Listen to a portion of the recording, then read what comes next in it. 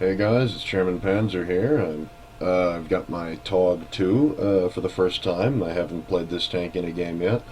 I just got it today, and I've transferred over a crew. Obviously, I've dismissed the 50% crew that it comes with, and I've put on a crew that is is kind of selected from a number of British heavies. You're going to need at least two British heavies because it doesn't share a crew configuration with anything else. If you want to use this tank, I've had to bring two crew members from another tank. Just didn't have a radio operator. I think he got reused at some point earlier, and then you have to have a second loader, even if you have any other British heavy. You need two loaders for this tank, which is strange for a British tank. I've put on some absolutely pointless camouflage. This is the longest tank in the game. It's longer than the mouse.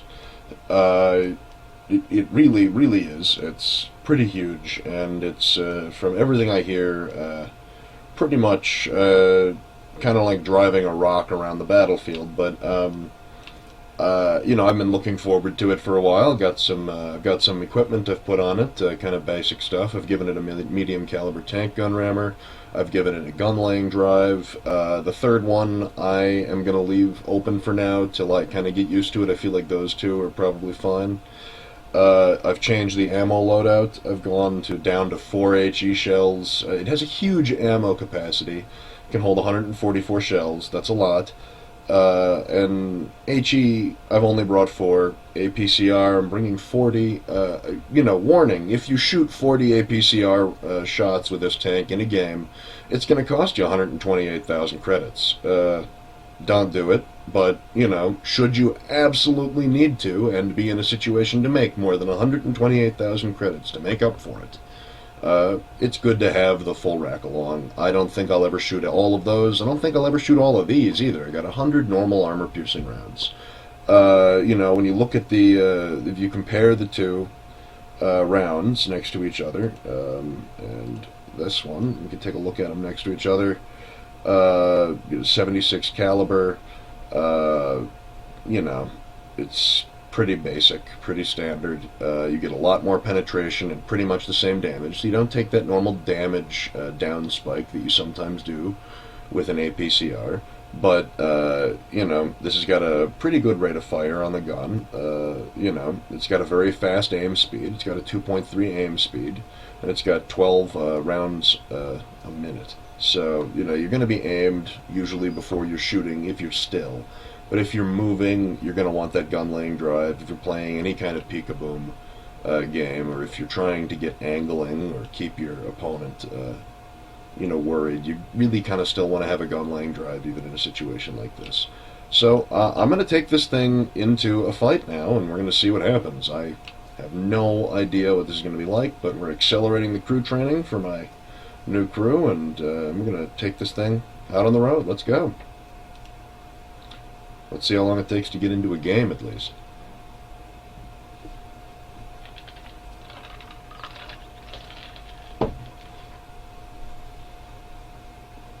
Well, we're waiting in the queue here.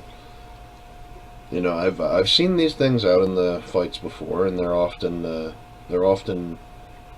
kind of tank that people will say something about for sure, and it's definitely a tank that you see a lot of high-rated players playing in platoons. Especially on the weekends. It's definitely a fun tank. I haven't heard anyone say that this was not fun to drive, and yeah, it's. Obviously now I've spawned in on Pearl River. I can think of nowhere better for this tank than the north approach on Pearl River because it's so slow, and I have yet to get used to it. Let's get this show on the road.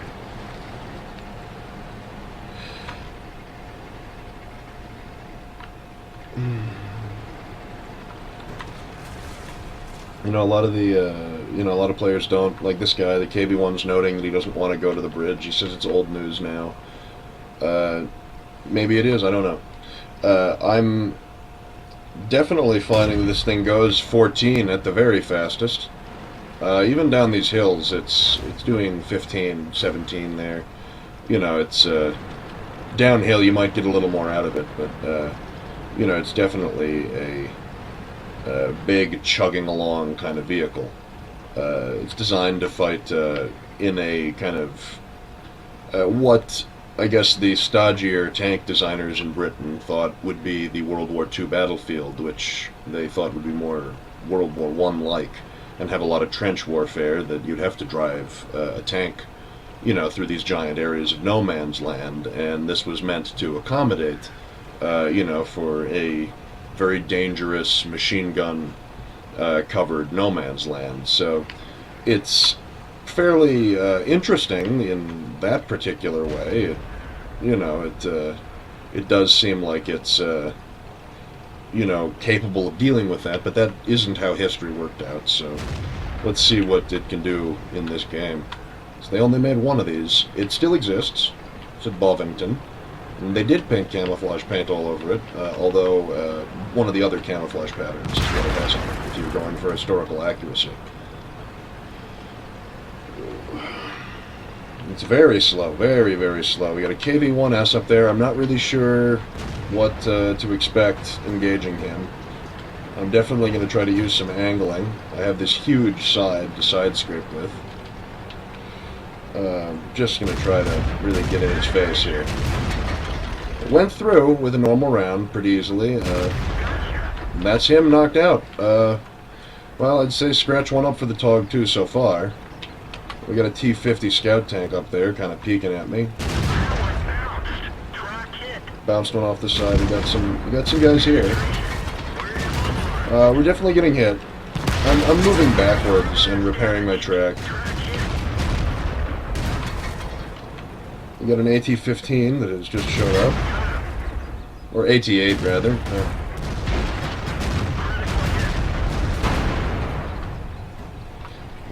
Getting a lot of. We have been flanked here in the north. Well, it was an unfortunate flanking with a couple of good kills.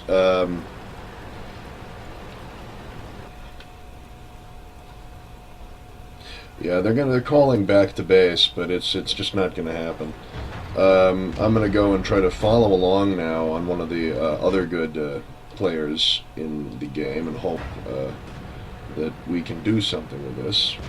It's the KV-1 who didn't want to charge the bridge. We didn't get a chance to charge the bridge, though.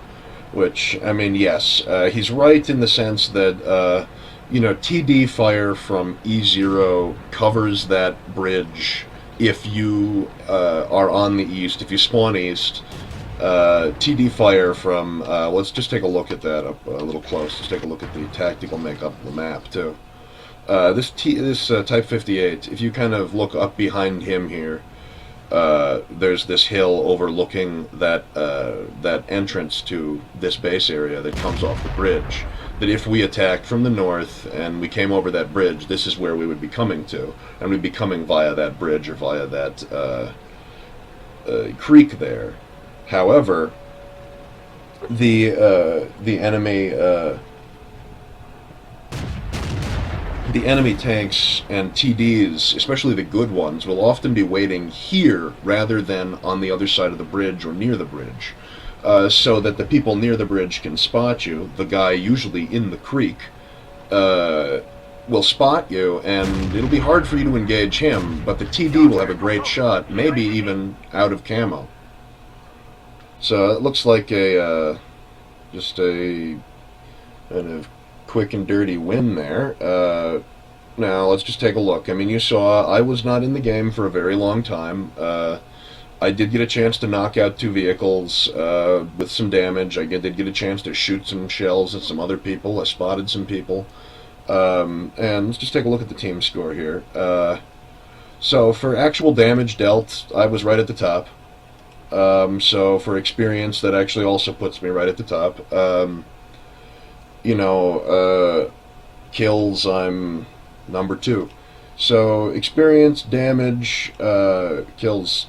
So this is looking really good. I like the TOG II. It's its size. You cannot You can't confuse its size with armor thickness. If you want, if you want a durable tank in the same class, the Churchill 7 has much better armor thickness. That this isn't precisely, what the TOG II does. I bounced a lot of shots from the front, I had good angling, and I had those big sides for side scraping with. The thing is, I got attacked from the rear by several vehicles. You saw me get knocked out. I got hit by the T-150, and I think it was the M4A3E2 that came around the rear. Or was it a KV-1? Which, let's take a look.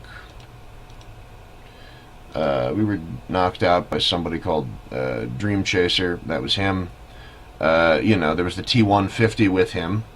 And those two came around the rear and enveloped our push in the north. We did get destroyed. And then those guys were too far forward that I think they tried to cap, basically, and not enough of them came back to defend, and we ended up winning.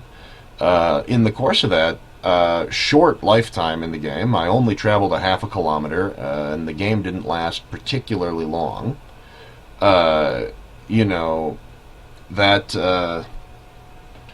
That's a pretty good, I think. 37,000 income. I did hit with 100% of shots. It's a fairly accurate gun. It goes where you do it. It goes where you shoot it, especially in a close-range brawl like that one.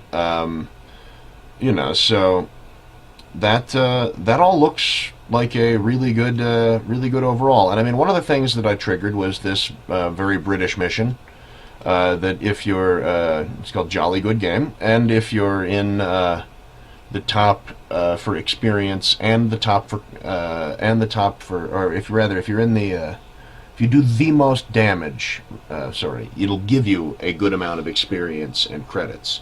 So if you're at the top damage, that procs, and I happen to be there. So it really does kind of amp up the experience and credits I get even in a loss like that, to play with the mission system and kind of to A, get lucky, and B, really know what things you should be aiming for to get the most out of the missions right now. So this is this is looking really nice. I recommend the TOG II. It was a lot of fun, and I managed to get a third class right off the bat. So I'm gonna take this thing out again and